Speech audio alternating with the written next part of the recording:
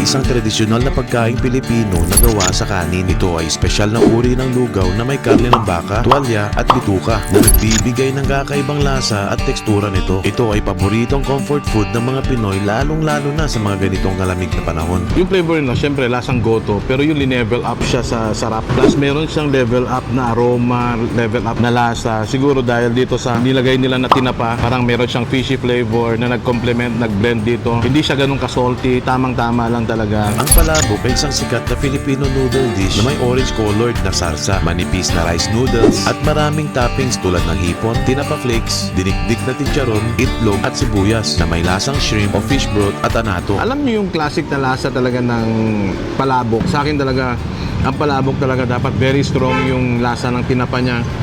Hindi siya maalat, perfectly cooked. Pati itong noodles niya, hindi siya overcooked. Tamang-tama na yung lasa. Ang Goto King ay isang sikat na Pinoy fast food na nagsimula noong 1984 na ang konsepto ay dalhin yung lokal na goto mula sa karinderya patungo sa mas komportable at air-conditioned na fast food settings. Para sa mga estudyante at pangmasa, sa madaling salita, binuo ng Goto King ang tradisyonal na goto at ginawang modernong merienda na may fast food service at naging paborito ng marami. Dito parang sa presentation, dito parang sa pag-plating nila dito sa Goto King, makikita mo talaga yung perfection. Itsura pa lang nila guys, super appealing na.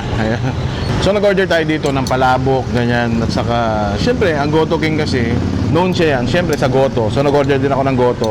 At guys, dito, must try. Nag-order ako ng tokwat baboy. Ito talaga yung best combination para sa akin pag pupunta ako dito. One of the best palabok na natikman ko talaga is sa Goto King.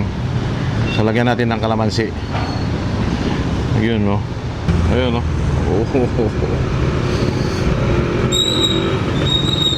Oh, wow. Cheers.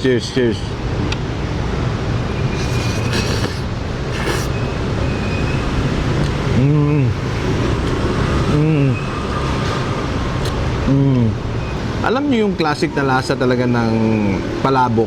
Unang nalalasahan mo dito yung tinapa na which is talaga, 'di ba? Sa akin talaga ang palabok talaga dapat very strong yung lasa ng tinapa niya. Hindi siya maalat, perfectly cooked.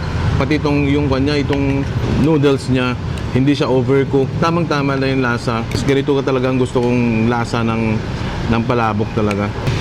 Cheers guys.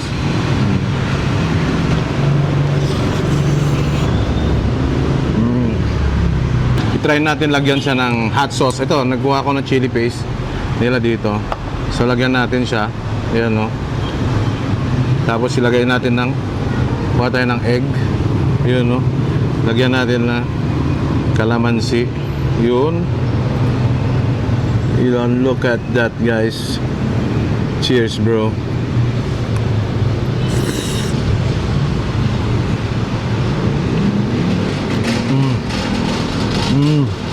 Grabe. Hindi ako mag-get over. Very flavorful. One of the best talaga. Masasabi ko talaga na one of the best palabok na natikman ko talaga ngayon. At saka isa rin talaga ito sa mga binabalik-balikan natin. Ang Goto King kasi since 1984 na yan. So imagine mo yun, ilang dekada na silang namamayagpag dito sa buong Pilipinas. At ang Goto King dito sa May Tugigaraw is since 2013 pa.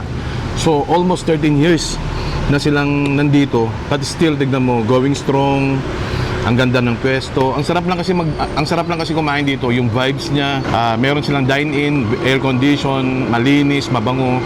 Meron din silang alfresco. So andito tayo sa alfresco kasi syempre breakfast vibes. Mas gusto ko yung may nakikita akong trees, may nakikita akong tricycles. Ganun, nasa labas lang talaga. Eto na ang hinihintay natin. Kasi dito sa Palabok guys, ito yung syempre ito yung kuha nila. Ito yung isa sa best seller nila.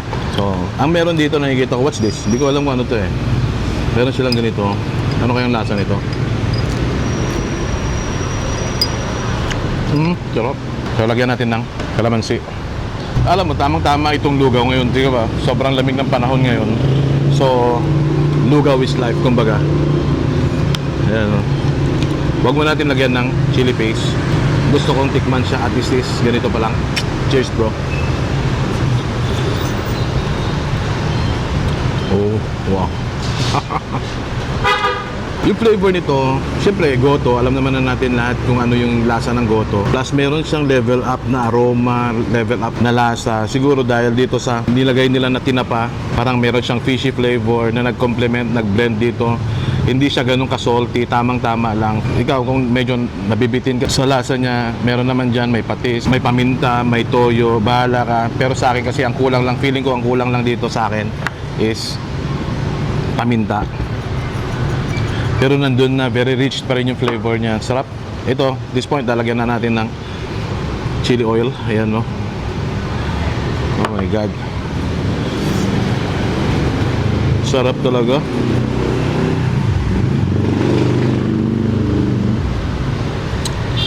Oh, wow.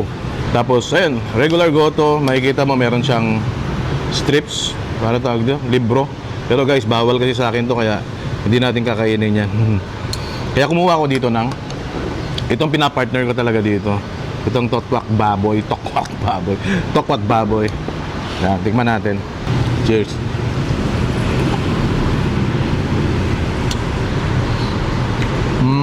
Ang sarap talaga ng suka nila na nilalagay dito sa may tokwat baboy. Ano yung suka nito? Pero gusto inumin. Tapos gawin natin, ihalo natin siya sa goto natin. Lagyan natin ng some chilies, yan o. Tapos chili, jam pack, nandyan na lahat. Ayan o. Kita nyo yan. Cheers, bro.